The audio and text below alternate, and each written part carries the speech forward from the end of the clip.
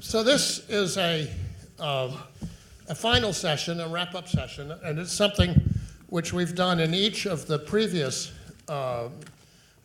conferences that we've held on the wide range of Europe and American issues, which is to bring some of the participants down to be on the panel, to have others in the near audience to participate.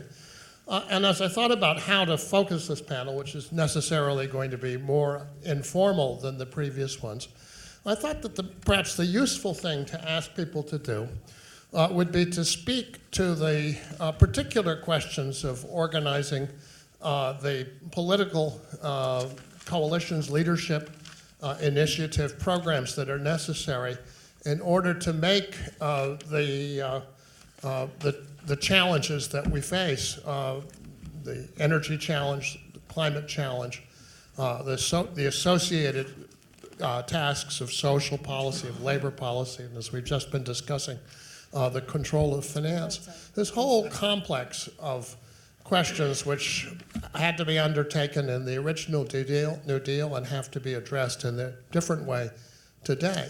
How to make them manageable, how to develop the kind of, if not consensus, at least strong majority opinion that this is what needs to be done, how to build the governing coalitions required to make it happen. And what we have on the panel are a group of people with deep experience in exactly that practice.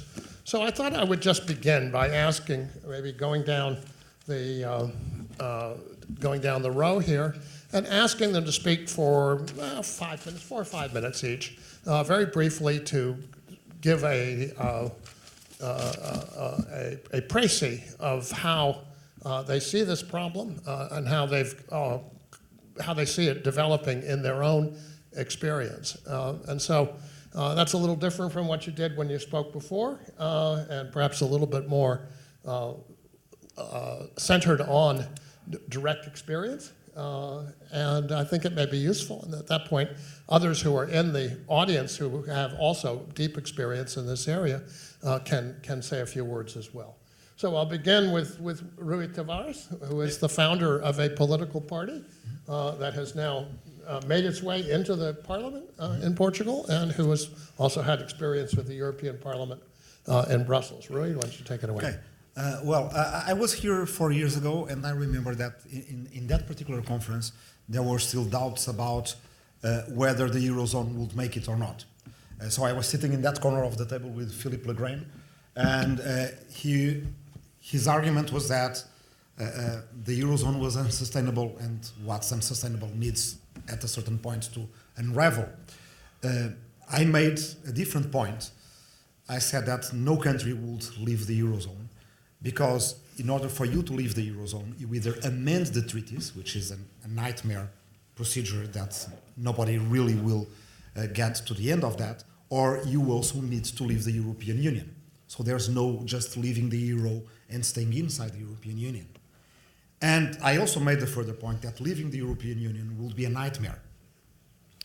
The point that I didn't make is that it would even be a nightmare for a country that is not in the Eurozone, let alone for a country that is inside the Eurozone.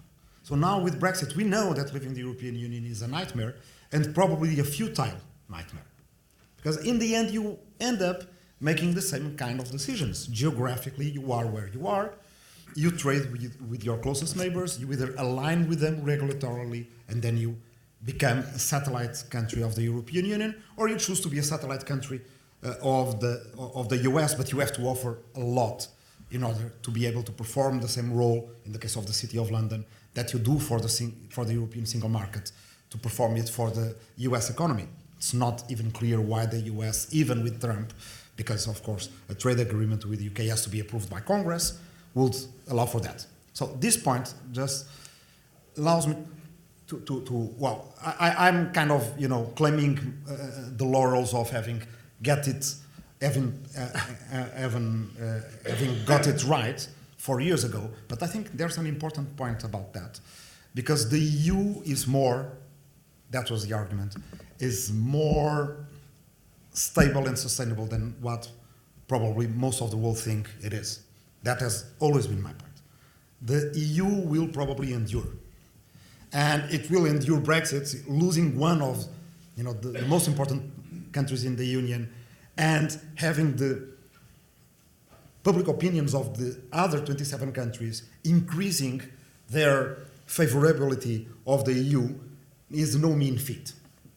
And that's important for us because the EU has certain characteristics that are important for us to think about regulating globalization, which is in the end what we've been talking about. We've been talking about the Green New Deal, but if we are going to have a Green New Deal at the global level, which is the level that we need the Green New Deal, local Green New Deals do nothing to fight climate change or do very little, we need to regulate globalization. And of the actors that we have that are really important for globalization today, the US, the EU, and China, the EU is already transnational, which is something that the US and China are not. The EU is not a country, but is also not an international organization. I think I keep repeating this, but it's important that we delve in what this really means. It is a political entity, very partially democratic, embryonically democratic, and that's what we've been trying to do with the M25 and the European Spring and all the initiatives to radically democratize the European Union from the citizen side, not let it be just a collection of states, but mainly a political entity, a post-national or transnational political entity of 500 million citizens, with a market that is a big market, cannot be ignored by the Googles and the Facebooks of the world. So when the European Commission finds them, they have to pay. There already are national welfare states inside the European Union, and there is a political will for something that is, I agree with what David said yesterday, underwhelming, but there is a political will for an European Green Deal. It's not a political albatross, as Damon was saying yesterday. Moreover, the youth of the European Union is 1 minute. Yeah, that's the last point. Yesterday we were talking about, I'll make this point in this way. Yesterday we were talking about the isolatedness, John Judis was saying this, of the young urban left in blue states in the US. I think that we are getting it wrong, John, if I may. I think they are not isolated. They are interconnected because it's the same, you can make the same picture of the youth in Istanbul, in Rio, in São Paulo, in Lisbon, or in London. It is an archipelago of people that have progressive values at their heart, but that have a different view of immigration, refugees, multiculturalism, etc., etc. We need to create an alliance between that left and the classical left. We cannot be tribalistic about it. I think that young urban left that you find everywhere globally, what they need in order for them to have a future is for us to have a new understanding of globalization. We won't do it with left-wing nationalism or deglobalization. Globalization has several vectors that are very difficult to politically control. We see that controlling via intergovernmental institutions, as Nick was saying, it's like herding cats, because the nation state itself sees things as in a zero-sum game. So we need to go to the root of what the progressive and the socialist movement was in the 19th century, which is a cosmopolitan movement, an international movement. And I think, and with this, the next few years are going to be important. There's going to be discussion of the European Green New Deal and European democratization at the same time. And I think that we can recreate this discussion in the beginning of 2021 in Lisbon, in a Ulysses conference. And for those of you that are interested, I would like to hear from you, because we will stay in touch and maybe redo this on the other side of the Atlantic. Fantastic. So let me go next, skipping around a little bit. Sandra Benchik is also the leader of an insurgent political faction and a new political formation, and in a country which is in accession to the European. No, well, it's in we the have European acceded. Union. It has been, but Yeah, it's in but now. it has been for a long It's a time. relatively recent Yeah. accession to the, also a country with which I have a good deal of family experience, as you know, in a much, Yeah. difficult time, actually. So I'd like to hear how it seems from your standpoint to bring this task to bear in the European context today. Go ahead. Well, not only on the national level, but I think generally, in order to really get the support for the Green New Deal, we have to start talking about its values. What are the values behind it? We cannot always just talk about the ultimate catastrophe, that there is no other option and alternative, and about technological solution, and this really expert language that we use, which many people do not understand what it really means. But what people do understand are values and our visions of the better society. Our problem is that we have stopped imagining. We have really, in a certain point of time, just accepted that it's the end of history and this is the best society we can live in. But I believe it's not. I believe it can really be better. We have somehow started to believe that if we change the economic model in which we live in, it will necessarily lead to scarcity. Why? There is no evidence on it. So when we talk about values, the values behind Green New Deal should be radical equality and radical justice, economic equality, social equality, racial justice, gender equality. All of that has to be built in because neoliberalism, the economic model in which we live now, accepts inequality. It's built in. Inequality and acceptance of inequality, it's built in our economic model. It's built in worker-employer relations. It's built in our trade agreements. It's built in international relations. It's built in every segment of our society. The only thing is that in order to justify this inequality, we use economic arguments. We say they are poor, and this is why they're left behind, or they don't have access to services, as this is tolerable. It's not tolerable. Huh?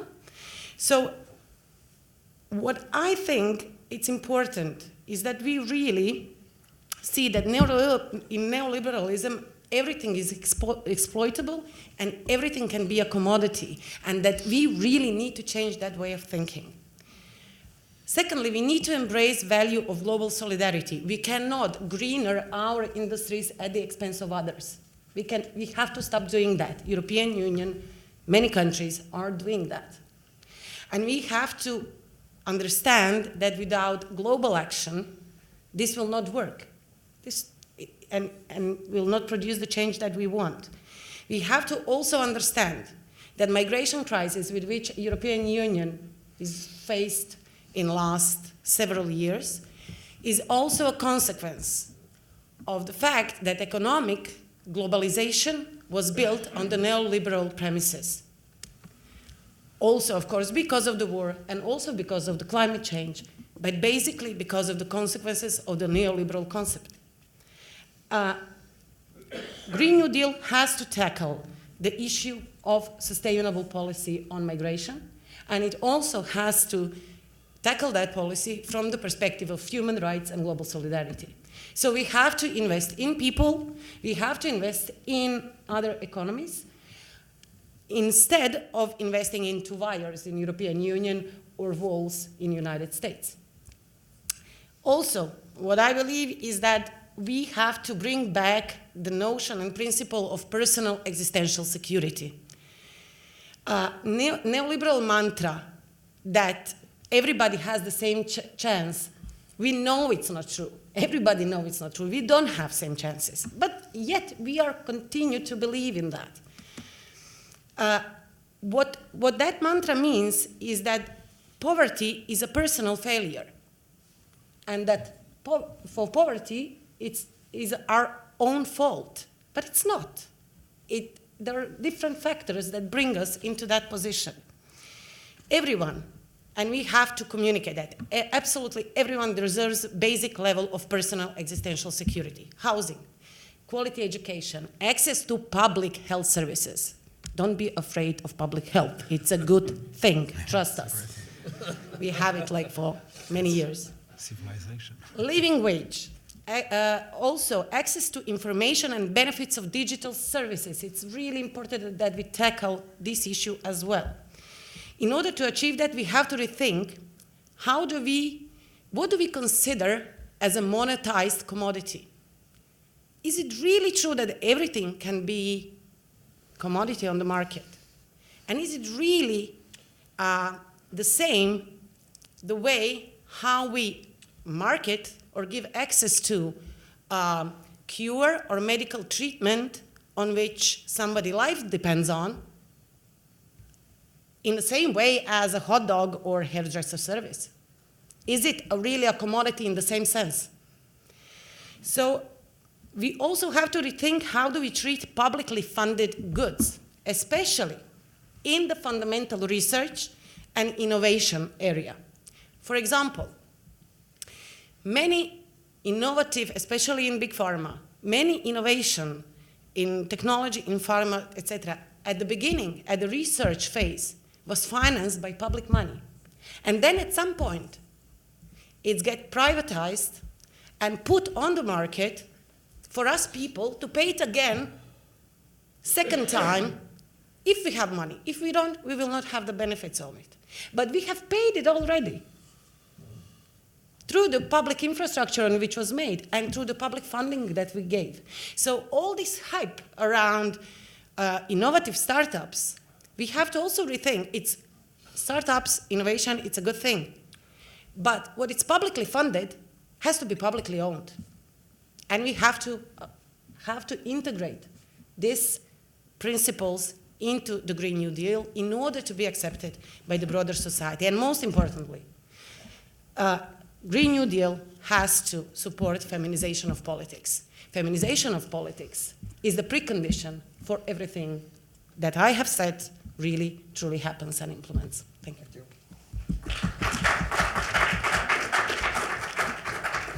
Grzegorz Kolodko has perhaps the deepest experience of anybody in the history of these conferences in bringing his country through an extraordinarily difficult and challenging transition, in dealing with an unmanageable debt successfully, in bringing Poland into the European Union, and in setting the stage for what has been perhaps the most successful transition of any of the Eastern countries, which has more than doubled the living standards in Poland over the period since the early 1990s.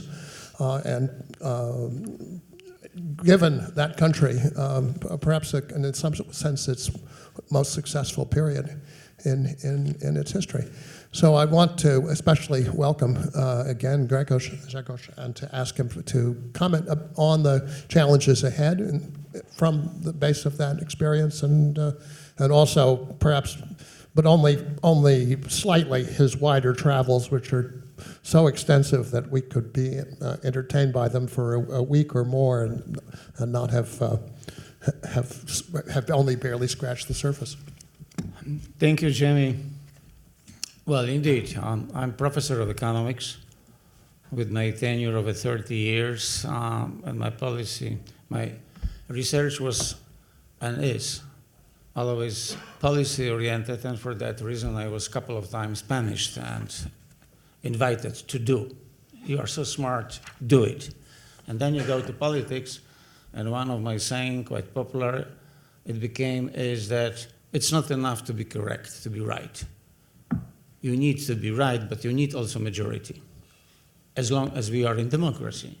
Because you may introduce a new deal of a kind, say, in Chinese way, or if you wish, in Egyptian way, or Saudi Arabian way. They may call it also a new deal. But in a democracy, we have to be correct, we have to be right, and we have to have the majority. Therefore, there is economics and politics on any bold economic, social economic program of development to satisfy the needs of the people, to sustain the balanced development, well-being, and so on, so on. And this is the struggle, intellectual and the political one, is going already for centuries, and don't be naive, it will be so. When I became first-time Deputy Prime Minister, and I presented my strategy for Poland to the Polish Parliament, I was just a couple of months in the government. I was still a very naive policymaker and not so naive economist. I asked the House, the MPs, to take three processes, three challenges, three issues out of the political fight. That was the joining European Union, that was restructuring of the agriculture, and that was reforming the social security system. Naive, naive, naive. This is the core of the political fight between the politicians, the political parties, and it will remain so. Till today, the very hot and the most difficult issue, for instance, is the pension reform, the social security. And it will stay there forever. It can be better or worse, but it will be never perfect. Now, the same is, or similar with the Green Deal or sustainable development and so on. In 10 years, in 50 years, in 100 years, here and elsewhere, the people, the professionals, the technocrats, and the policymakers will be discussing the issue at different level of challenges and developments. And of course, we have to progress.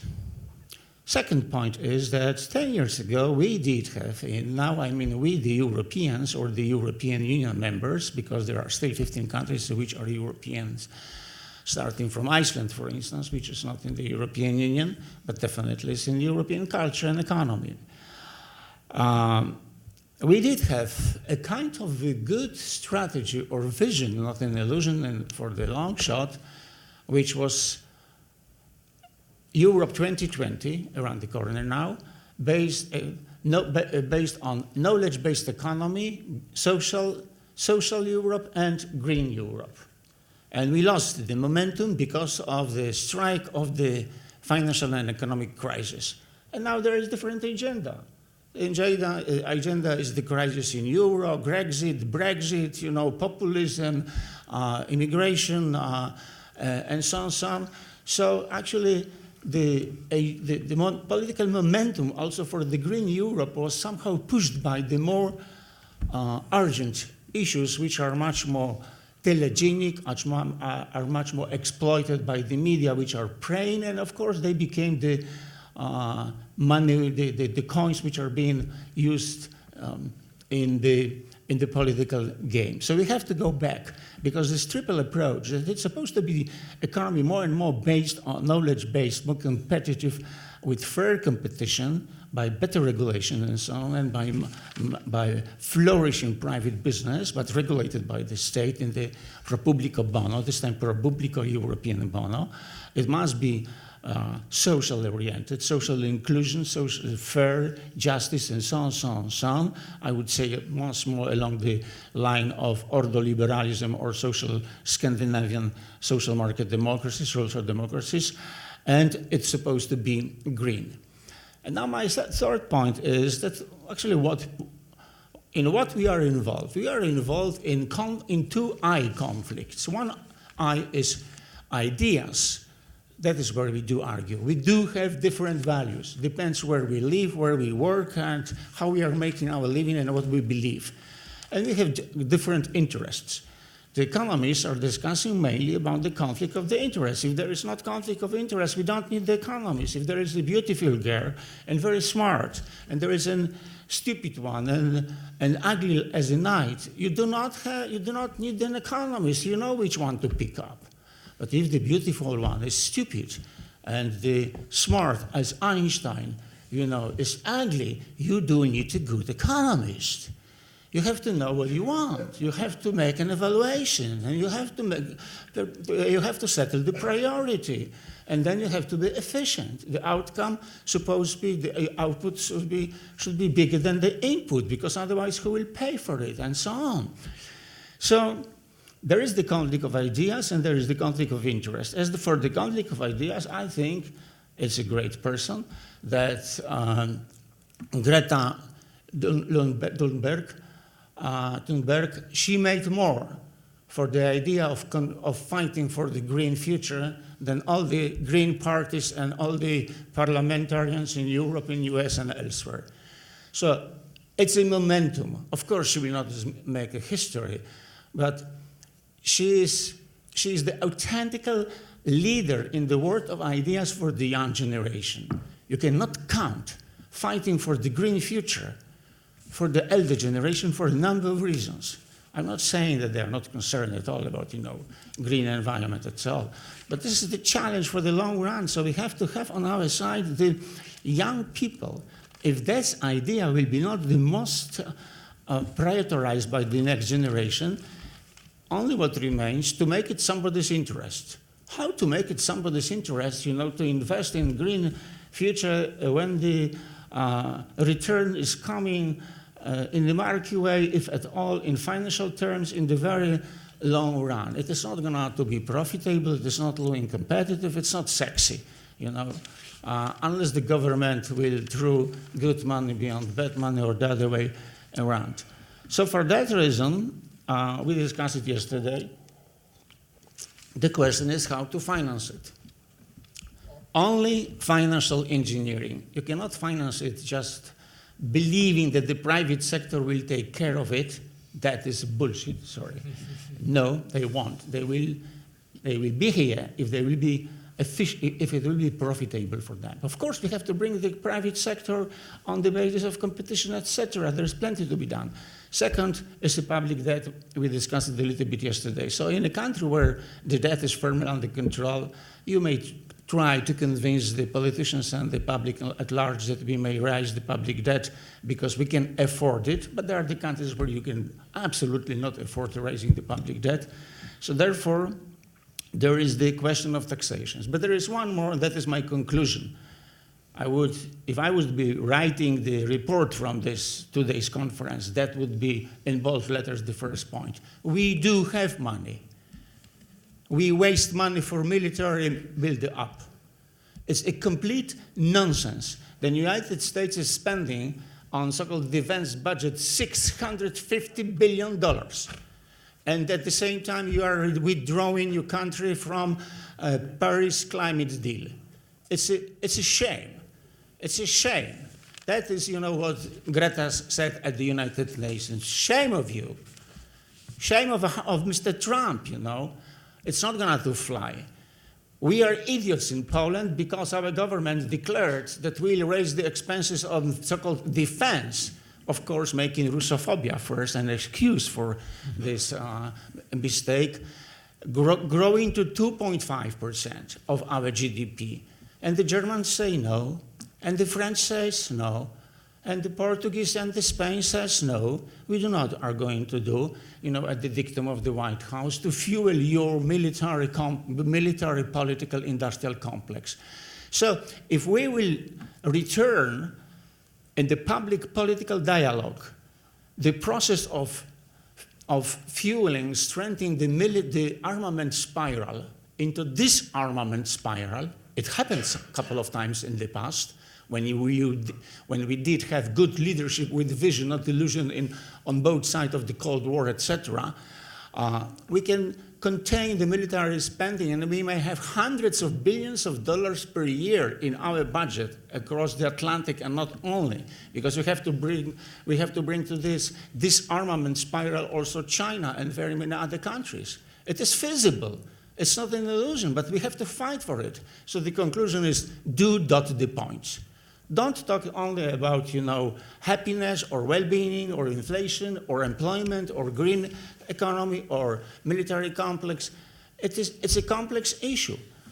And from an economic viewpoint, we do know that investment in ecological concerns are giving the same result in the longer run and as investment and military expenditures. In terms of employment, fiscal revenue, consumption of the household sector, in the longer run, if you put $100 billion in green sector, it will give the same by multiplier mechanism, very well known to the Keynesian economics, the same effects as, you know, spending the money for military build-up with much better result. But we have to, if I want to fight for more green economy in Poland, I have to fight Russophobia. That is linked. That is how you have to link the dots, you know. It's in the same equation. Otherwise, I can rise the utopia that we can develop public debt forever without any punishment and any challenges in the future. Or, well, we have to tax ourselves. And, well, at the end of the day, if she was Greta Thunberg, I would say, now, Greta, you say to your young colleagues how to change the style of life. Because, you know, to speak, to write, to shout that we have to be more green is easy. But to be more green, we have to change the style of life. You cannot come to University of Texas with you know, SUV, and your daughter has another one, and your daughter has another one, and then we keep talking about green economy. Yeah, take, you know, the electric scooter, and then you will have more arguments in favor of green future. Thank you. Thank you very much.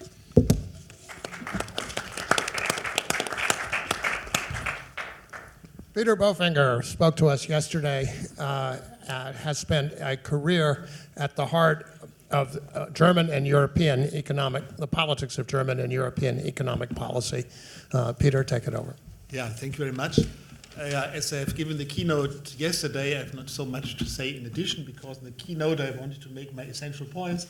But nevertheless, looking back at today and yesterday in the discussions that we have, I think what is important, if you talk about a Green New Deal, I think it must be a multi-dimensional endeavor. And what do I mean with multi-dimensional? First, I think it's important when we talk about climate policy that the market alone cannot do it. And this is something probably which you all are aware of it, but if I look at this initiative by 45 famous US professors in January, there is the idea, if I just impose a tax on carbon, that's it. I have this tax, and then I redistribute the money in a kind of lump sum way to the population. That's enough. And I think this is definitely not enough. I think they need this kind of multidimensional approach, because if you just impose a tax and redistribute the money to the citizens, there are still many poor people who cannot substitute their energy consumption, because they have to drive long distance, they have to commute long distance, because they cannot afford a new house. And the idea of this tax is, of course, that it hurts people, because only if they feel the pain, they will shift their energy consumption patterns. But as long as there are no substitution possibilities, there's only the pain, but not the substitution possibility. And if you do this, then you will get the yellow vests, because many people are not able to insulate their house, they are not able to buy a new car, they are not able to move into the city, and so you just create pain and with no ability to react in an adequate way. And therefore, multidimensional, in my view, means, of course, you need these carbon taxes, but in addition, you have to make major efforts that the substitution becomes possible, and becomes possible at reasonable prices. And therefore, I think all these initiatives for carbon taxes have to be accompanied by initiatives to develop the substitution possibilities, so that electric cars are cheaper, that people can insulate their houses. And for this, they definitively need subsidies, and you need subsidies for the e-cars. You have to develop regional transportation, so that maybe people no longer need their cars. Yeah, of course, you also have to subsidize all kinds of research and development in order to make this transition possible. So I think this is really, really important. Yes, we believe in the market as a signal. We need the market as an incentive mechanism, but the substitution must be made possible at reasonable prices, and this requires huge efforts by the government, and it also requires a lot of money. So will not get it for free, because I think that's obviously the idea of many neoliberal economists. You just have the tax, you redistribute it, and then the market will do it. And I think that's is a recipe for disaster, I would say. And therefore, we need to accompany all kinds of taxes with very strong efforts to make this substitution possible. And of course, that costs money. And second, what I think is important, when we want to make this Green New Deal acceptable by many people, I think it has to also be presented in a multidimensional way, in a sense that it cannot be only sacrifice. I think that's a little bit with this Greta approach. So now we have to change our lifestyles completely. We are no longer allowed to fly to Florida or to Southern Europe when it's cold in winter. We can no longer go to the beaches. We are no longer allowed to drive our cars. And I think this is not the good narrative, because especially for the poorer people, they have to suffer already quite a lot. And if you tell them now you have to do all kinds of sacrifices, I think this will not fly. I think for the rich ones, they say, okay, maybe this year we don't fly either to the Caribbean or something. But if you are poor and maybe you can afford a relatively cheap vacation somewhere at the beaches, and you tell them this is now over, sorry, forget it. I think this will not fly. And therefore, this sacrifice-only story is not a good story to sell Green New Deals. And I think, in my view, one should do it in a different way and say, well, why do we not present the Green New Deal as a huge opportunity for a better life? Because I think that's what it can be. If we are successful, we no longer need exhaustible resources like coal or oil or gas, so we can make our economy run with wind and sun, of which we have quite a lot. So there is no real constraint. And I think we also have the technologies to implement this. I think that the key technologies are there, whether it be hydrogen or electromobility. It's all there. I think the only thing we need is large production. We need large production so that we get the economies of scale. And we know it from solar. It started from huge prices, and if you get the economies of scale, it gets cheap. And I thought maybe that will be the same with fuel cells and all that stuff. So if you subsidize enough, it gets cheap, and then it can be afforded by everyone. So I think that the main technologies are there. Do not need fundamental new inventions. So it's there, but it only has to be supported in a sufficient way. And what is also there is the money to finance it. So we talked about this yesterday. At least for the large economies, there's not a real financial constraint. And what is important, we do not have to increase. We have to increase our debt in nominal terms, but in relative terms, debt to GDP, there's no reason that a comprehensive green energy program increases debt to GDP, because we have interest rates are low. Maybe they will increase, but now governments can borrow for 30 years at interest rates close to zero. Real interest rates are negative. So even if interest rates goes up, if you finance it now with these very low interest rates, you do not have to be afraid of increasing interest rates. It's not the problem. And I think the only thing is that obviously there are strong interests of those who are producing gas, coal, and oil, that they will be expropriated.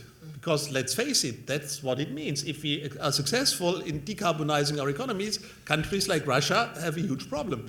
Because they are now a huge gasoline station, and if there's nobody else, in 20 years nobody needs a gasoline, they have a problem. And so I think we have to be aware that there are really, really strong interests that will do everything they can do to prevent this kind of expropriation, which is quite logical.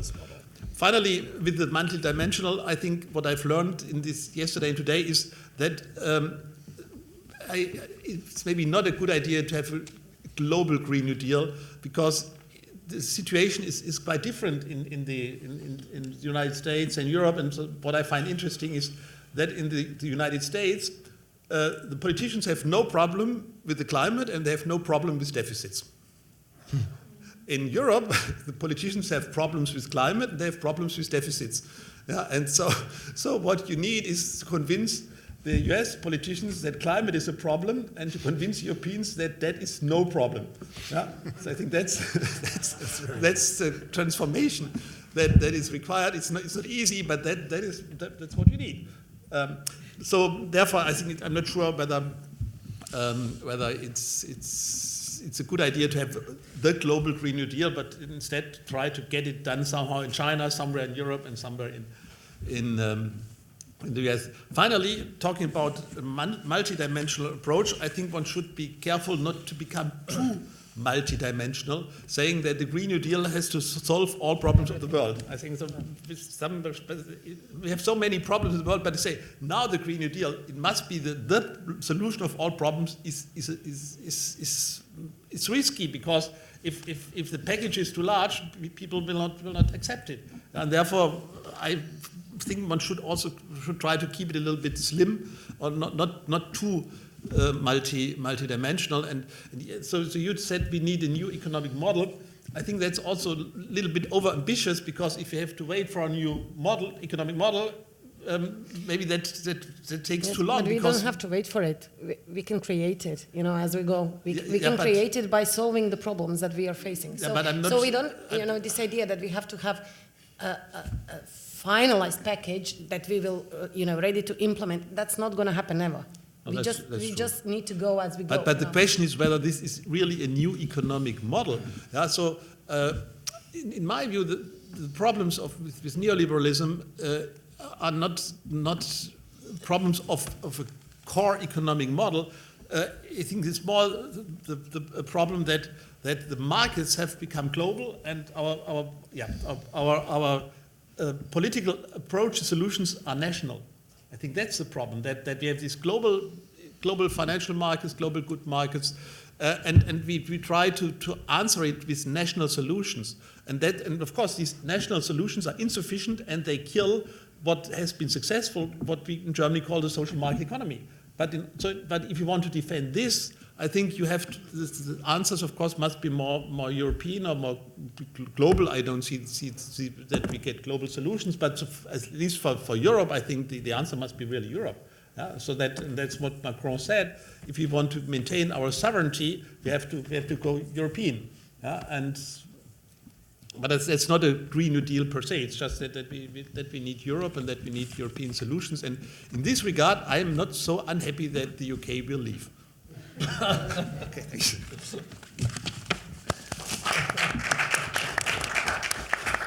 Well, in all the world, perhaps, we have one government which is truly in the lead, truly in the vanguard, and that has, framed in a serious way the politics and the policy associated with addressing the problem of climate change.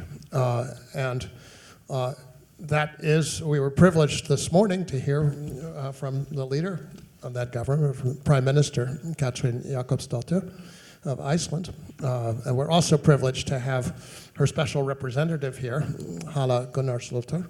And I thought it would be good, so I added Hala to the panel at the last minute to ask her to address, say a few words about how these problems, and particularly the political aspects, appear from your perspective and the perspective of your country and your Prime Minister. Yeah, thank you, Jamie. Thank you for giving me the platform. First, I just want to say how relieving it is to be here, to be amongst progressive thinkers, but also people who are trying to do politics, and the importance for us who work within the political field to have these connections with progressive academics. It's massive, because we struggle on the national level with all the classical, economics orthodoxies. Our economies are built around them. So to just have the vocabulary and the knowledge and the conviction to challenge them is quite important. And I think in the case of Iceland, and I actually just thought about this morning when I was listening to Katrín. So even though I've I'm very familiar with the content of her talk and the framing of it. But I started thinking that some of the stuff that she has been doing in Iceland consists of some of the elements of the Green New Deal. So you have progressive climate policies, and sometimes I don't understand how she was able to get that through this government, this left-right, government that involves the Conservative Party. But she was able to get that through this government. So they're all working towards the same goal of carbon neutrality by 2040. Of course, a lot of people would like to go faster, and we definitely need to go faster when we're faced with the problem, with the scale of the problem. But still, it's an example of what can be done. And simultaneously, we're investing in the social infrastructure of the country. And I wanted, and kind of picking up from what Peter was saying about that it shouldn't only be the costs of transferring to a Green New Deal, but also that the policies cannot be individualized too much. They have to be structural. And I thought about this because flight shame is becoming a very popular theme amongst young people in Europe. And shame is a very, very gendered phenomenon and very racial phenomenon. So you have to think very carefully about if you jump on the flight shame wagon, who is going to receive that message and who is going to incorporate that message. And at the same time, as I was speaking to some of my friends who are teachers and work within the healthcare system, and we're feeling so guilty about that occasional trip that we're going to do with our family, or a weekend away, with friends, and we live in an island. So if we don't fly, we are going to become very, very isolated very quickly. And the only way that you can live in this island is for people to go, come and go. And at the same time, the U.S. Vice President Mike Pence arrived in Iceland in his private jet, with another private jet behind him, and an Air Force plane ahead of him. And I can't remember how many planes he brought to Iceland, because he had to bring many planes. You have to bring many planes. And then between meetings, he had 34 cars, I think. And people were just I'm so guilty because I used the car to pick up my child at the nursery today because it was running really late. And so there's something wrong there. There's something wrong with the way that we're enforcing people to think about, because you mentioned the military complex. There's something wrong in how we're enforcing regular people to think about these things. So structural, needs to be structural. And there are some good, because we're talking about the flight, there are some good policies that are being developed in the UK and elsewhere, like a frequent flyer tax instead of giving benefits to those who fly a lot. You take the benefits away from those who fly a lot, but without penalizing everybody who goes on a plane. But what I'm also picking up here, and I'm kind of elaborating a little bit more on the conference, not only Iceland, but it's that the policies that we form, they have to resonate with people, and there has to be something in it for people. And I disagree a little bit with what Peter was saying, that we can't solve everything at once, and I understand that sentiment.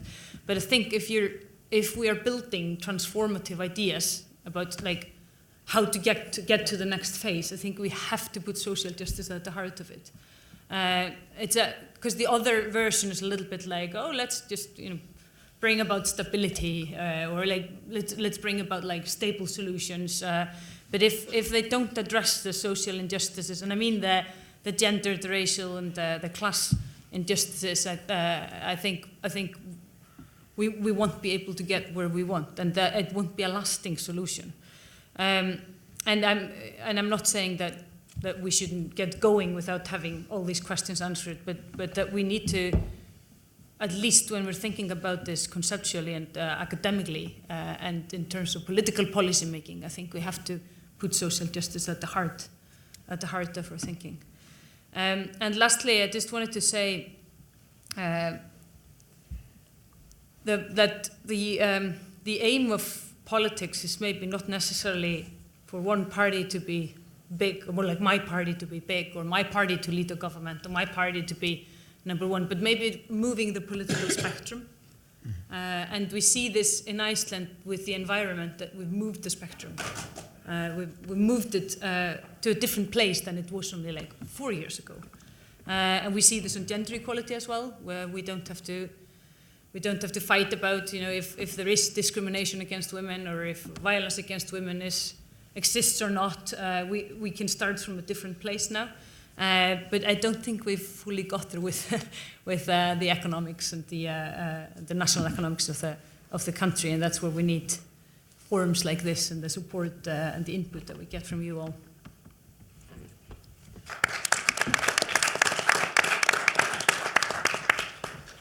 And as I have done, I think, in the past, I want to turn to Damon Silvers, who's policy director of the AFL-CIO. He was the vice chair of the Congressional Oversight Panel of the financial bailout of the TARP a decade ago, who has as deep and as close and as astute experience and acute insight into American politics as anybody I know. So, Damon, it's yours to take the final step here.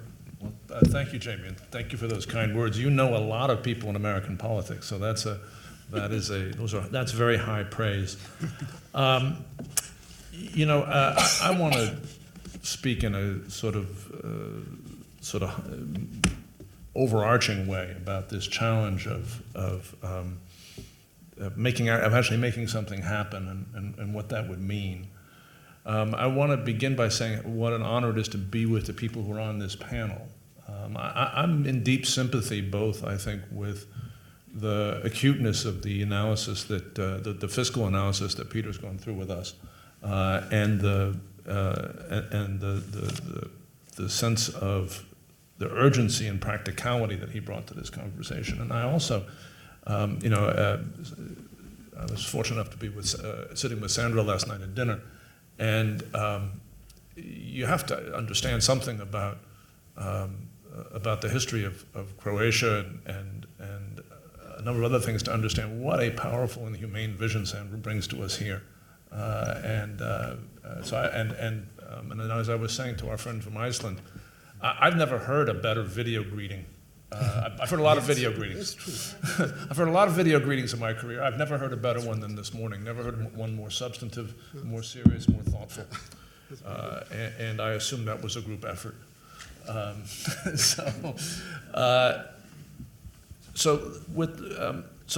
that context, I think the context here is very important. That what the New Deal signifies in American political history and myth is that combination of focus, practicality, expertise, and moral vision, right? That my colleagues on this panel have brought to this conversation.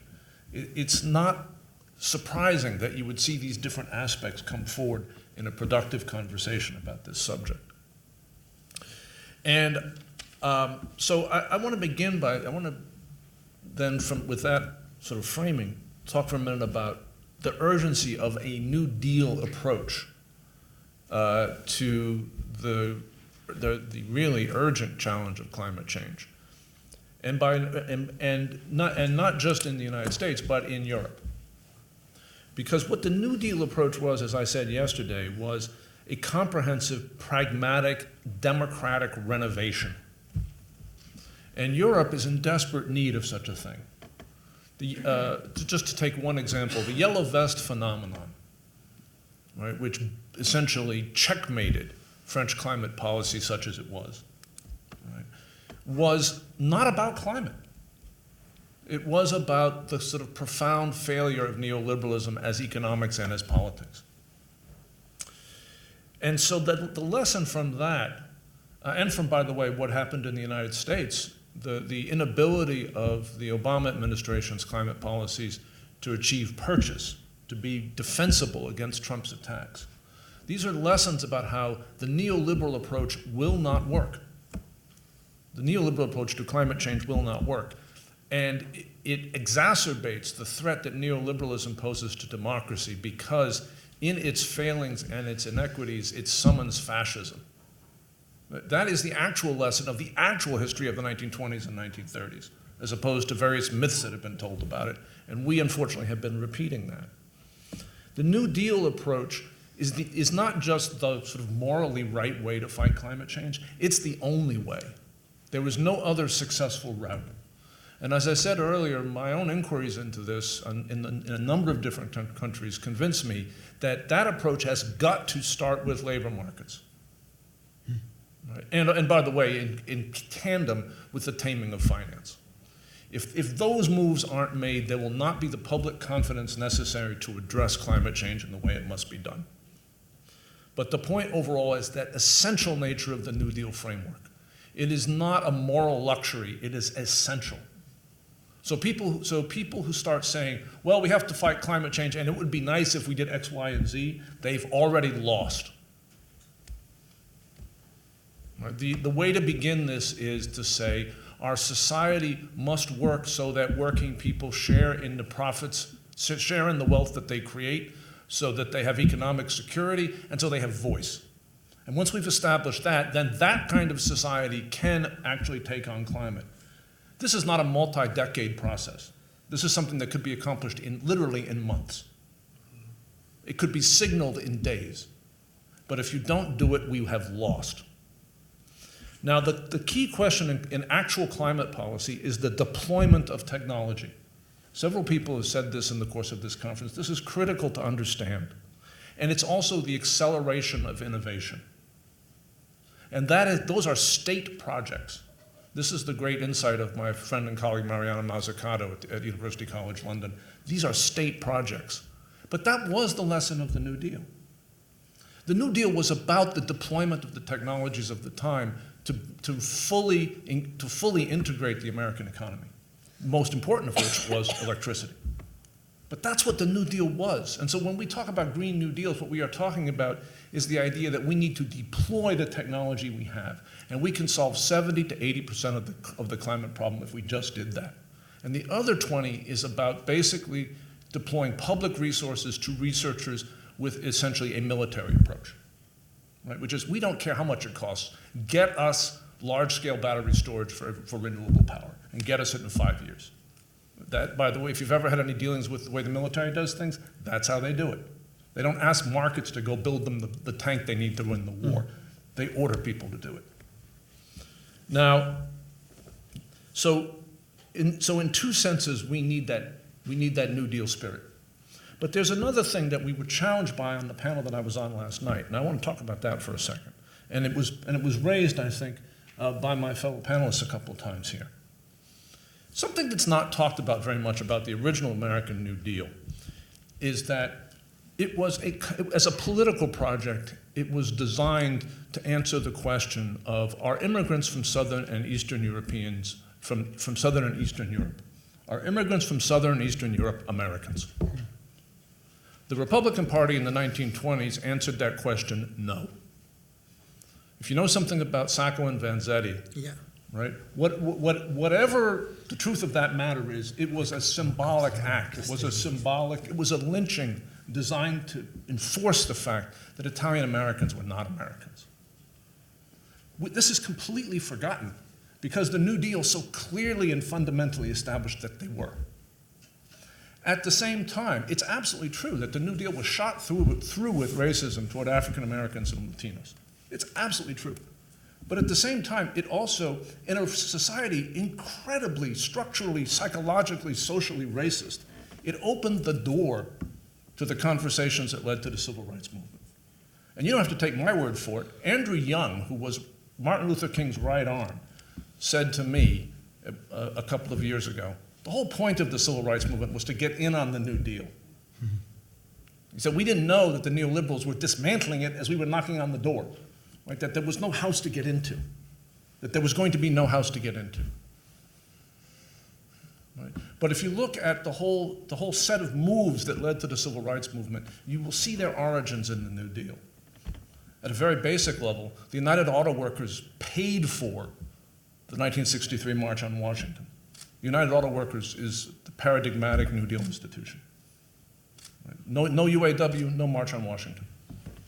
The first African American trade union came into its own during the 1930s under the protection of the New Deal, the Sleeping Car Porters Union. A sleeping car porter shop steward recruited Martin Luther King to run the Montgomery bus boycott. This is not mere history, though, because when we talk about in the United States, and for that matter in Europe, when we talk about the concept of a New Deal today, think about it for a second.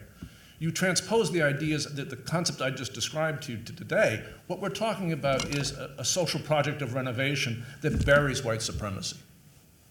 It would have to.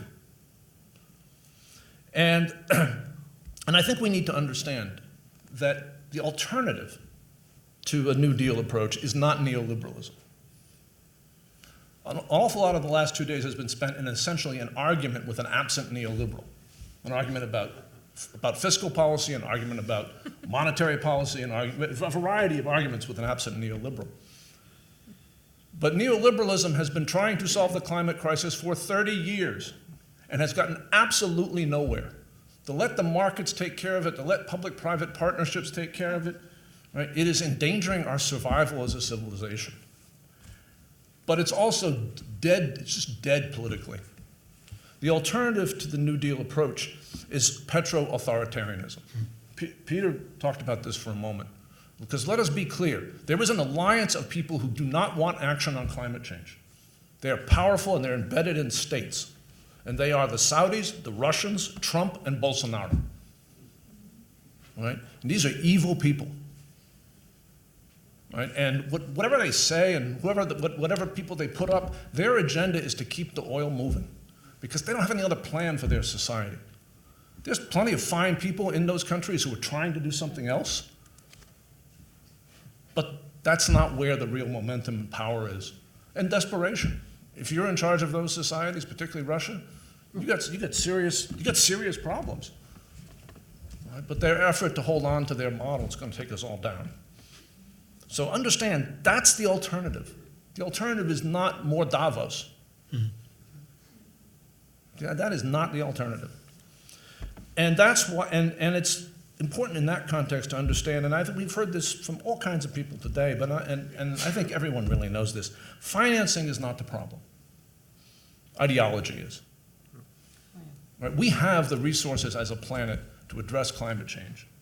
We have the resources as a planet to fix our infrastructure in our societies, to educate ourselves. Once you understand that, then financing is just something that has to be managed by somebody. And we know from the history of the New Deal, from the history of the world wars, from the history of the Apollo moonshot, from what China is doing today, we know that that's true. Now let me conclude with the following story, which I think illustrates the points I just made. In 1941 actually, it became clear to the Roosevelt administration that the United States economy had to be converted to a wartime footing. This became clear before Pearl Harbor, but obviously it took a certain urgency afterwards. And the key question was, how long would it take the major automakers to convert from civilian production to military production? Now, I'm sure there are people in this room, starting with Jamie, who will point out that the United States was not actually the decisive military actor among the Allies in World War II, that it was the Soviet Union. But this story is as much about the Soviet Union as it is about the United States. Because the Soviet Union needed American military vehicles, particularly trucks. Right? It was fundamental to the Soviet success. So the Roosevelt administration, and I'm going to tell this schematically. If you go read the history, it's much more complicated, but we don't have time for that. The Roosevelt administration went to General Motors and Ford and said, how long will it take? How long will it take to move from civilian production to all military? And they said, it will take us between 2 and 3 years. Now, the truth was that they didn't think that military production was going to be as profitable as civilian production, and they wanted to slow it down as much as they could.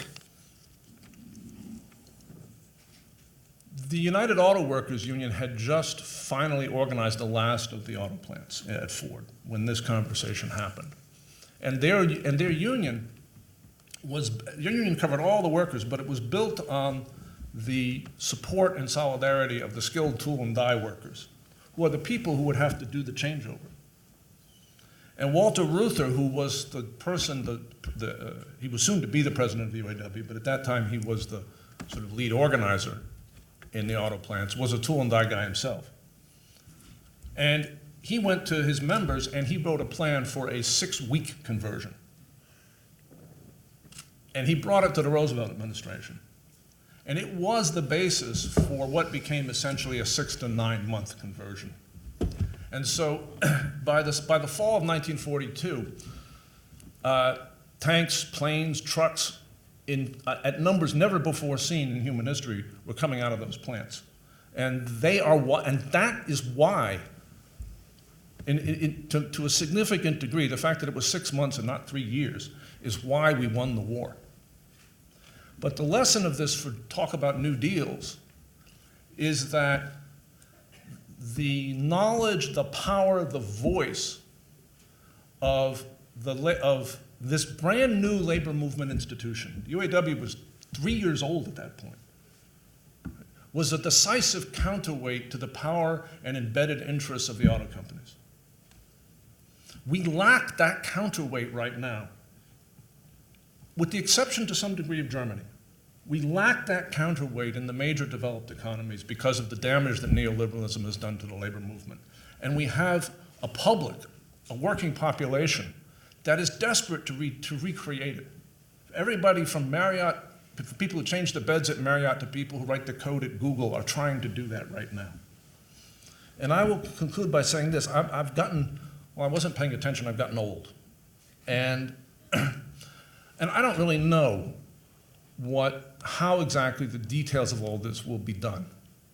Right? There were some young people, some very young people here yesterday who were totally engaged in this process. Right? And I'm convinced that just as was true in the New Deal, in the original New Deal, whether it's in Europe or in the United States, it is young people who will build the new world we need. Right? And they will build the new labor movement institutions we need, and they will figure out how to redefine what it means to be an American or a European in ways that I couldn't prescribe. It's the duty of us old people, though, to back them up. Because in the end, the problems that we're talking about in the last 2 days are not ones of technology or finance. I think we've beaten that point to death.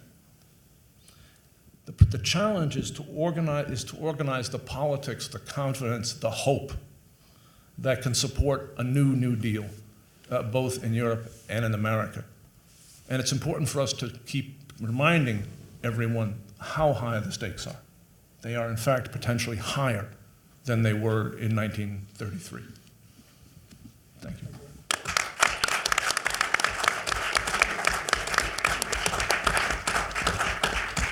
I'd like to open the floor, and particularly to a number of people who need another chance to say a word. John Judas, go ahead.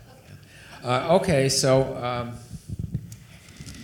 look, I want to use another analogy from the 60s and the New Left. People were, at the time, very upset about the Vietnam War, and they were trying to end the war. But, again, people on the left thought they went from ending the war to ending U.S. imperialism to long-live People's War to destroying the capitalist class in America. So that this single task became a surrogate for a whole huge politics. And what worries me about the Green New Deal in its American version is the exact same thing is happening. I have all kinds of problems with Medicare for all, not as a end point, but as a politics now. All these things, full employment guarantee. So, for me, the AOC route is a disaster. I don't think that's the way to go. I'm not comfortable with the New Deal analogy itself. I think actually the problem is much closer to the Cold War and nuclear war and the need for negotiations with Russia. Because the main problem really, I think, is scientific. It's convincing Americans that there is a real problem. I mean, it's not the greatest thing we have to fear is fear, but it's the greatest thing we have to fear is the absence of fear. Once you convince people that there really is a problem, then you're going to get a whole lot of steps that will include things like, jobs, the transformation of the economy. But in America, we're at a very primitive stage in that. So, and for me, like questions like that scientist was posing, the physicist, were really vital. I want to hear more of that. I'm not one of these people. I'm not totally convinced that everything's going to end in 12 years, or that nuclear power is irrelevant, or that natural gas won't make a transition. So I think that's the heart of the argument that we have to make in America, and that we have to use to beat back the Trumps and the oil companies. Just one other point, and somebody's going to help. You're going to help me about this today. I was in Europe for the Labour Party conference, and I follow European politics, and one of the rising groups in Europe is the Greens, right? Especially Germany. I don't, for me it's very odd. Like the heart of the problem of climate change is the United States, China, and India. It's not Europe. England, they're going to end the cars. Who cares? It's going to make a very little dent. So there's a paradox there for me. We have, the Greens in America, we have some stuff now in the Democratic Party, but, as Damon said, it's very split, the Democratic Party. Whereas in Europe, it's the rising force, yet, what you end up doing there is going to be fairly inconsequential compared to what happens in these big things. So for me, it's a question that I would like answered politically. Okay, rather than turning back to the panel, I'd like to get just comments from a number of people, then we have some final responses from the panel. Okay. David Adler, go ahead. Whoa, wow, I just so much to disagree with. I can't even begin. I think the essential thing that has been communicated to us by this panel, and this is all throat clearing before I get to my own question, is that we decide our own politics. You've given it all away before we've even started.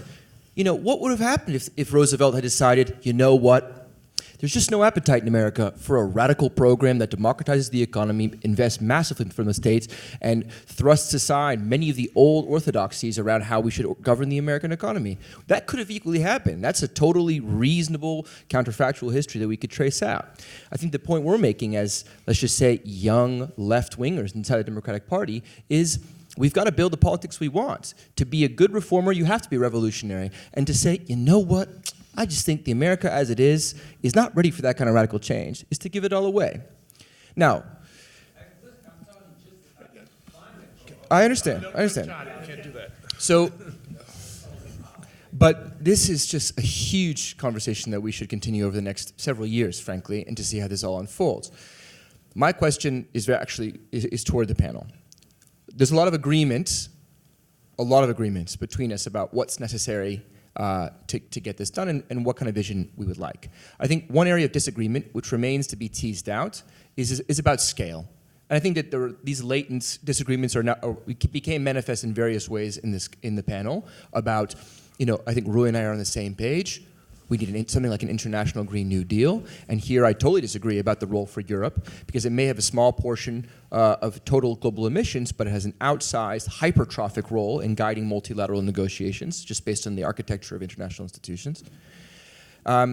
But others think, we've got to resign. Peter, you said, we've got to focus less on the multilateral question and more on how do we make the New Deal in America more green, and the green parties, which are nothing like a New Deal in Europe, more New Deal-y.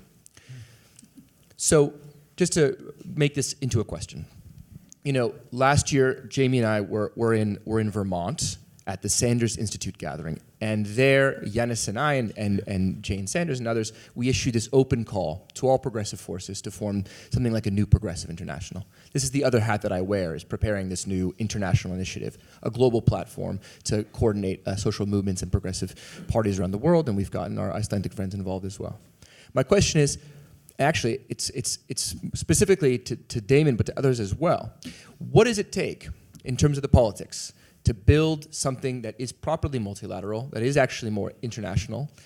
What appetite is there among workers in America, which, as we discussed before, are increasingly minority, who have relationships to beyond their own whiteness outside the country? And do we think that there are any hopes, any prospects for building something like this progressive international that can move from an archipelago of youth-led progressive politics to something more like a cohesive network, mobilizing together and acting together? So anyway, that's my hope, and that's the project that I'm building now. But I would be curious to know, just this maybe across the panel, where they think if there is any appetite for that kind of thing, especially at the level of the labor movement. Thank you. So I am a young person. I'm a Master's of Social Work student here at UT and also rank and file member of the AFT. So I'd like to just caveat, Damon is a representative of AFL-CIO, but, he doesn't necessarily speak for all of us. I know many members of the AFL-CIO affiliated groups that are organizing around a Green New Deal. And I have a colleague here who's actually an electrical worker who got the state chapter to pass a resolution acknowledging the need for a Green New Deal. So this is for Damon, but also for some of the other members of parliament and the ones who've done more political organizing. What are you doing? In this specific to Damon, what is the AFL-CIO specifically doing around the Green New Deal? What is the current position, and what are the things that you're thinking about how to engage your membership more into figuring out what working people actually want? Because it's very easy to say, oh, this is what they want, but it's like, it's so hard to gather that data in a real way. So I'm just curious, what is the formal process for developing a position on the Green New Deal? What is your current position, and what can that look like? And then one of the other, either from Croatia or Iceland, I'm curious to hear your thoughts about just political organizing and how to actually build coalitions with people, because we have heard so many great ideas, but clearly the issue is organizing and political will and being real about how to do that and not just hypothetical. One of the things that's happened recently is that, and just addressing that question, is that Italy has introduced climate change as part of the educational curriculum. And I wonder, particularly someone who's worked closely with the trade unions also in Italy, Maria Paola, if you would care to say a word or two. I'll come back to Harold after. Thank you. I want to underline some things about the trade unions, but also Europe today, and how we talk about trade unions and the Green New Deal today. I think that today to talk about Europe is not easy, as what today talk about Europe is a talk about the Europe of the world. If we talk about immigration, is to talk about Europe of fears, but is talk about Europe that is no more charming as we was in the past.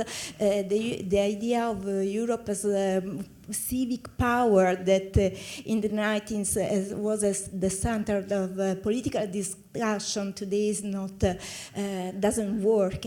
So I think that we are also in front of a complex situation, because we have too many different ideas of Europe. When we have many nationalist point of view, so we have the Visegrad point of view, so we have the Mediterranean areas at the different perspective of Europe, and at the same time we have an important role of the historical country as Germany and France, but this vision of Europe, this complex situation of Europe is also the result of a struggle between the idea of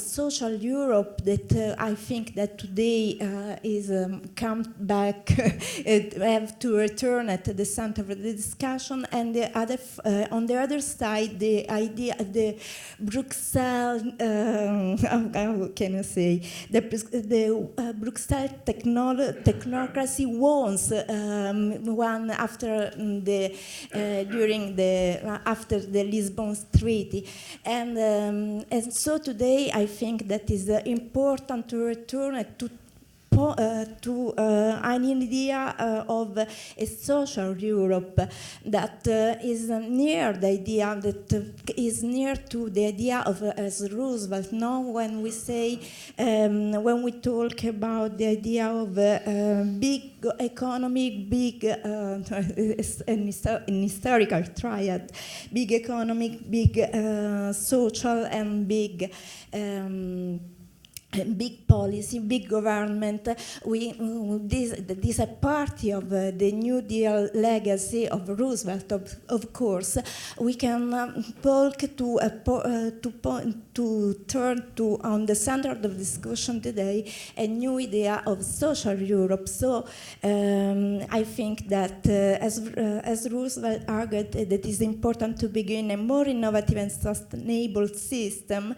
We have at the same time turn to point at the center of the discussion the idea that from the 80s, every crisis of social or social recessions, we have a social or civic regression. I think the New Deal today is important, the Green New Deal today is important from this point of view.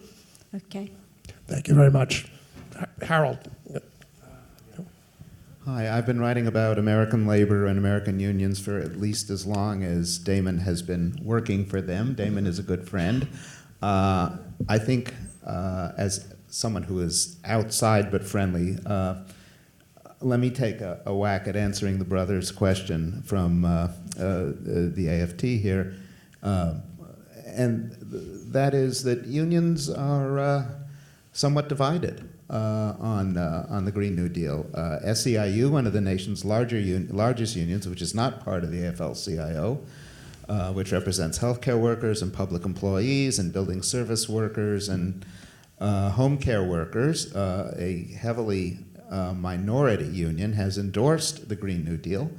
I know one state AFL-CIO, state body, has endorsed the Green New Deal. That's in Maine, where there was a bill introduced about changing the power grid in Maine, and it was written with worker representatives, union representatives in the room, working on it with Enviros, and was largely supported since it included union protections and benefits and those sorts of things by most of the major unions that were part of the AFL-CIO in Maine. One exception being the machinists, who had a local of lobster fishermen who were afraid of the effect of wind turbines offshore on lobster beds. You get that sort of thing. It's understandable.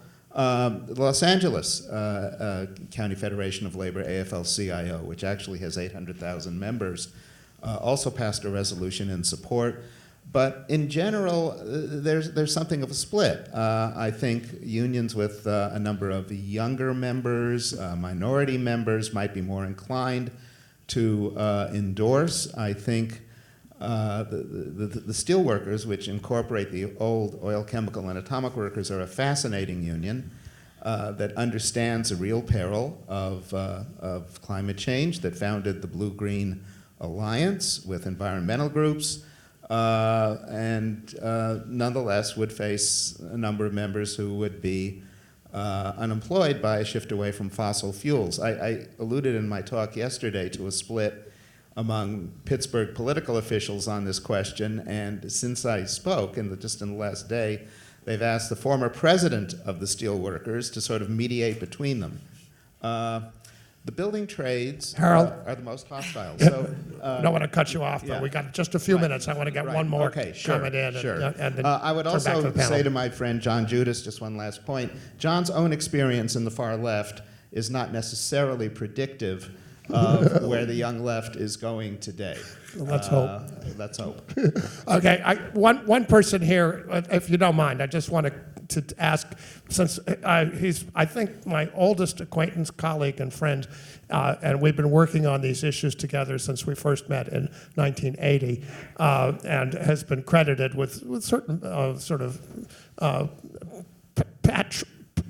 parental status on these whole concepts is Steve Cohen. Do you want to say a word, Steve, before we... I guess I have to. I want to sound like a true old fogey. I've been tearful at this meeting. I've attended, I don't know, 409 meetings or some number like that, but I found this terribly, terribly moving. And now I'm getting a second thought. The only thing we have to fear is not enough fear. That resonated hard,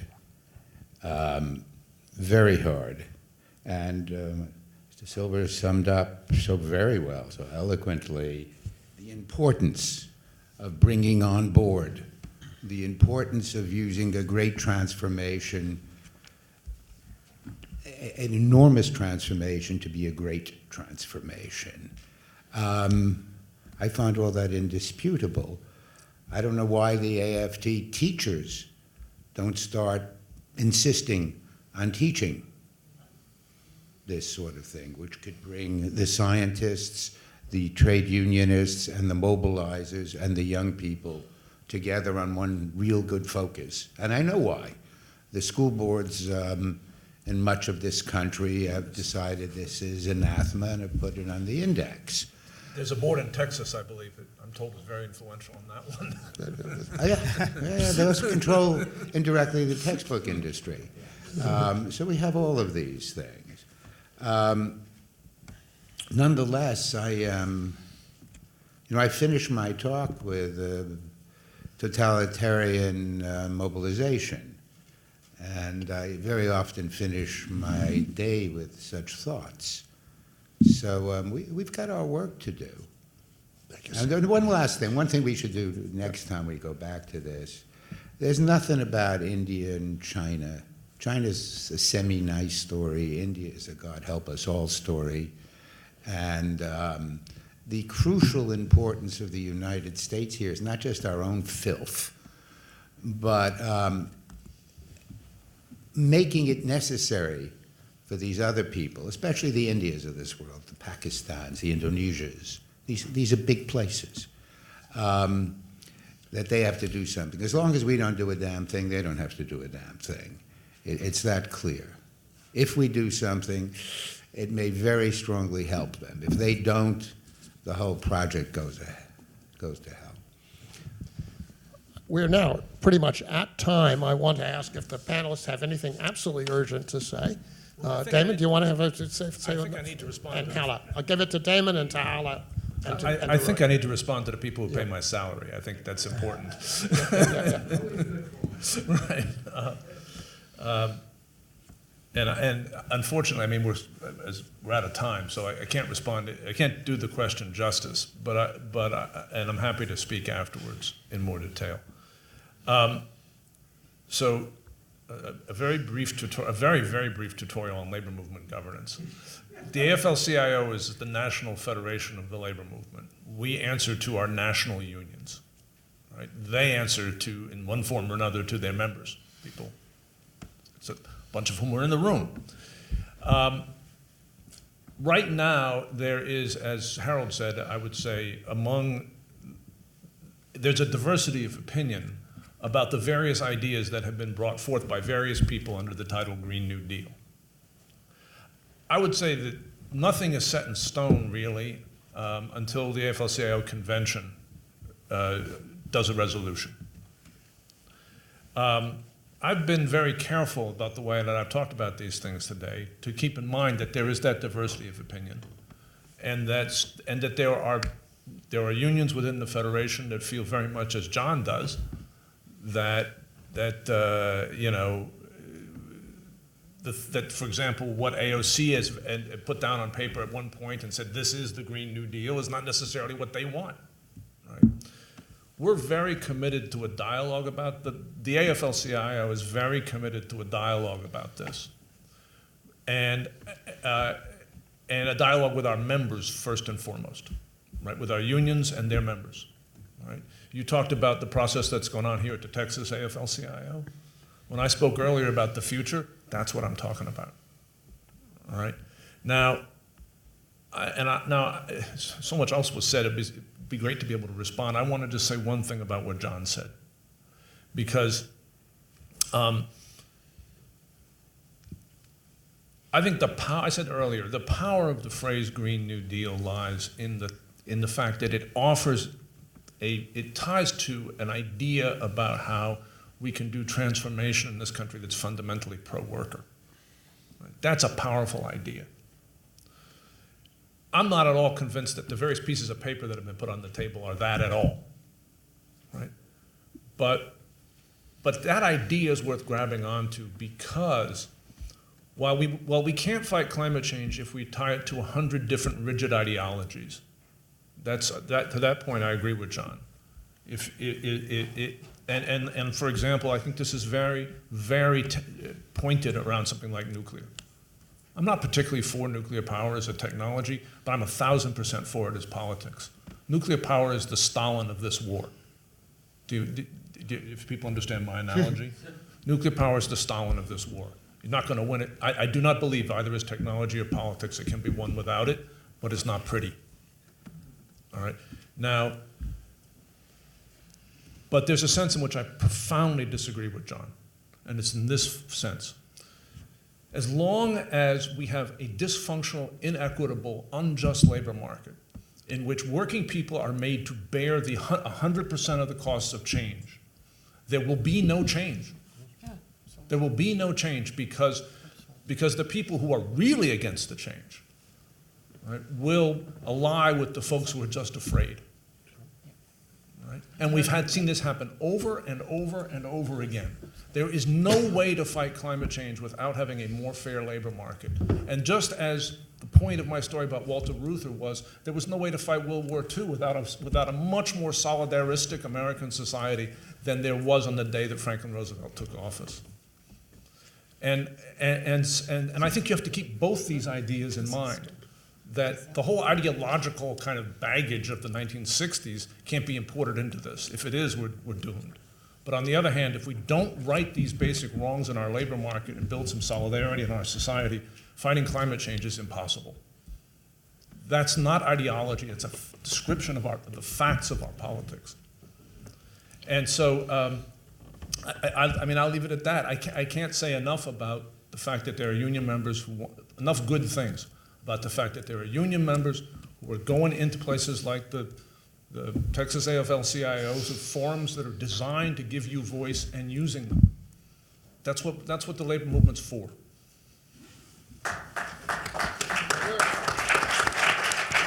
We're about 5 minutes over time, and I'm reluctant to yield the floor to such talented rhetoricians as we have here. Has anybody got an intervention that could be made in maybe 30 seconds? Oh, no. If 30 seconds, then I would say that there is a chance for a kind of intellectual consensus. And to push the things forward, we have to agree where we are going. So maybe you may be talking about New Deal. I will be keeping to my new pragmatism. But maybe this is the good time to invent the Austin consensus. Because Excellent. neither the Washington consensus nor the Beijing consensus is a good recipe for the future. And with all the differences between us, thank you that you invited us and we were able to expose them, there is a kind of consensus towards a better future, presuming that the globalization is irreversible, and we have to take care of dynamic triple balance, economic, social, and ecological. You can call it New Deal, I will call it New Pragmatism, but there is a kind of Austin consensus. Try to sell it, and to get a little bit more momentum to the other conclusions from our meeting. Thank you. Fantastic. Hala. Thank you. Just because of the question of political organizing, which is one that I think quite a lot about, I've co-founded a political party in the UK that has not been enormously successful, called the Women's Equality Party. And I'm quite fond of political parties. And I think they are, they are very flawed and, very difficult institutions, but they are an attempt to, to do democracy and to do decision making and to speak to grassroots and, to be a grassroots. So I think there's something about the debate about politicians and politics that I think we need to revisit and reframe. Then I wanted to say the phrase earlier that we were speaking to an absent neoliberal sounds a bit to me like speaking to the absent patriarchy or the absent white supremacy. I mean, it is all over, and there's a lot of the thinking that we do without knowing it. It just comes directly from neoliberalism, so it's never absent. It's always here. Fear. I'm not sure fear is a mobilizing feeling. I think it's quite paralyzing. And I worry if we're going to focus on, like, if everybody is afraid enough, then we're going to be fine. That instead of mobilizing people around what we're trying to do, we're going to paralyze them. So I think there's nothing to fear but fear itself and all those twists, I think. Yeah. And then I think we're talking about the Green New Deal for the 99%. And that means a lot of people. And that means, and I understand black people in the US who would say, like, well, if this Green New Deal is not going to address the prison industrial complex or the school-to-prison pipeline, we don't have anything to do with it. It doesn't say anything to us. I understand the migrants who are coming into Europe who would say, like, this doesn't make any sense to me if it's not going to be for all of us and if it's not going to reflect the realities and the injustices that color our lives.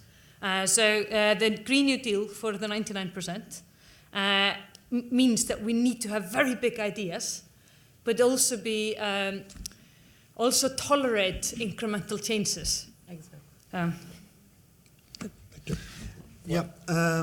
was thinking here about on the question of scale that David asked me, on the history or on the story of King Canute, the famous history. King Canute said, "Not even I, the king, can control the tides." There is one historical interpretation of that. He's saying that the elements are for gods to control, not the political power. And now we need, in a way, to put inside the lamp the genius of uncontrolled elements that we ourselves have created. So we need to control elements. But there's also another interpretation that we can make of the history of King Canute that has all to do with the question that David asked, is that as a metaphor for globalization and sovereignty. What King Canute is saying is that globalization is fluid and sovereignty is compartmentalized. We have two ways to go about this problem.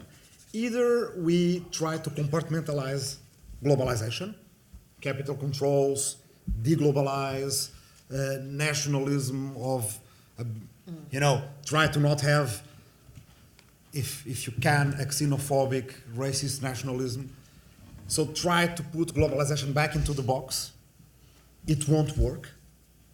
It won't work because our fellow citizens can very well vote for a nationalist politician once every 4 years, but every day they are buying products from all over the world. So in their incremental day-to-day gestures, in the fluidity of globalization, they are voting for globalization every day. Every iPhone, every pants that they buy.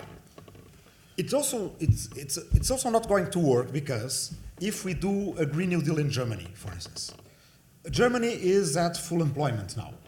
If they spend 2% of GDP in a German Green New Deal, they will bring all that's left of the young people in Southern Europe that haven't emigrated to Germany yet. If the EU does a Green New Deal, then we'll have everybody complaining about African immigrants and here. So a Green New Deal cannot come without, for instance, a Marshall Plan for Africa. And in a sense, this is a lesson of the original New Deal that I think that we are missing. is that it only took 9 years for the New Deal, for the original New Deal, to realize that it had to go global. You know, the United Nations, Bretton Woods, the Universal Declaration of Human Rights, it's just the world version of the New Deal. And that's where we have to go. There's no, you know, the national populist backlash has convinced us that, you know, there's the people and the globalists. And in a sense, with that rhetoric, they have put us into a box.